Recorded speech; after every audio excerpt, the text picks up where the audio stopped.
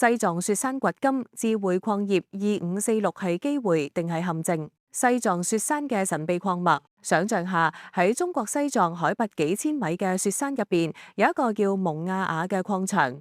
呢度唔出產藏紅花，亦唔係旅遊區，而係出產實實在在嘅工業金屬砷、鉛、銅。智匯礦業就係呢片礦脈嘅主人，佢哋嘅生意好直接，挖礦然後煉成精礦，然後賣錢。聽落好似手機遊戲咁簡單，但現實係佢哋擁有嘅礦石品味、金屬含量好高。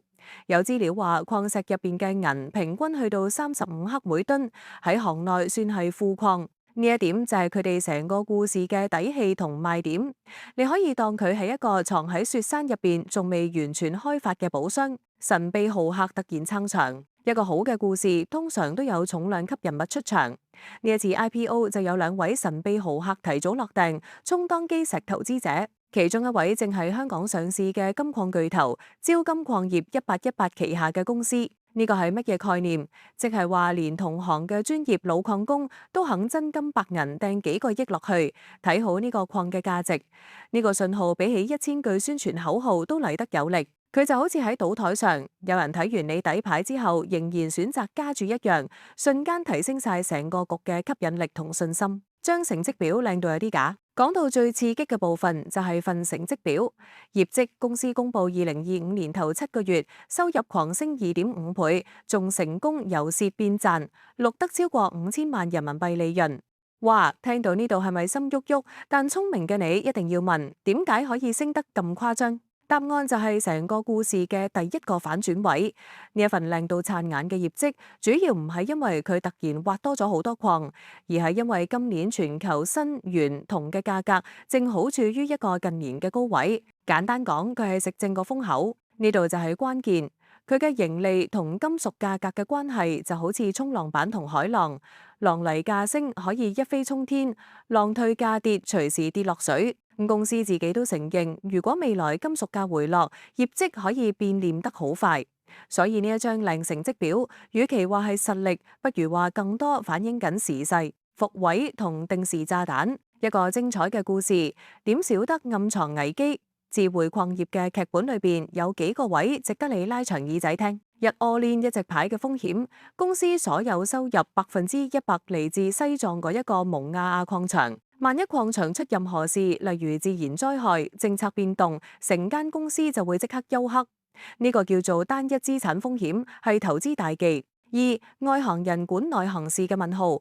公司嘅創辦人同大股東范秀蓮女士本身係醫藥行業嘅資深人士，冇錯，由賣藥轉行去開礦呢一個跨界幅度大到令好多分析員頭上都多咗個問號。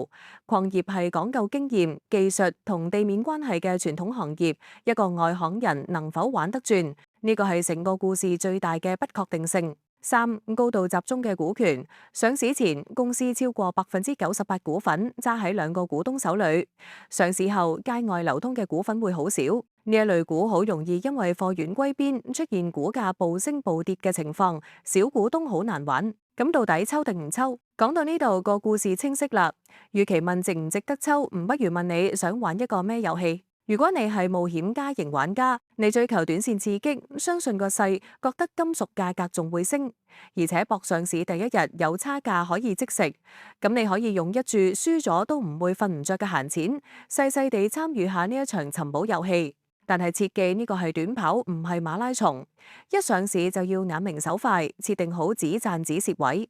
如果你係穩陣派或長線投資者，你厭惡風險或者想揾一間可以安心持有幾年嘅公司，咁呢隻智匯礦業就明顯唔係你杯茶。佢嘅不確定性太高，業績太飄忽，最好嘅策略就係睇戲。你可以記低佢個 number 2546，等佢上市半年、1年，經歷過一輪金屬價格嘅升跌考驗，睇下份業績係咪見光死，管理層係咪真係有料到，到時先再研究都未遲。總結嚟講，智匯礦業嘅 IPO 係一個資源潛力對決、經營風險嘅故事，有礦脈、有豪客撐場、有風口，劇情吸引。但係同時業績靠天食飯，管理層係外行，風險高度集中，每一樣都係計時炸彈。記住，投資市場最吸引人嘅故事，往往都包裝得最靚。喺你決定跟隊去西藏尋寶之前，問清楚自己，你準備好應付雪山嘅嚴寒同未知風險未？準備好就要即刻 subscribe 我哋頻道，同埋 like 我哋條片啦！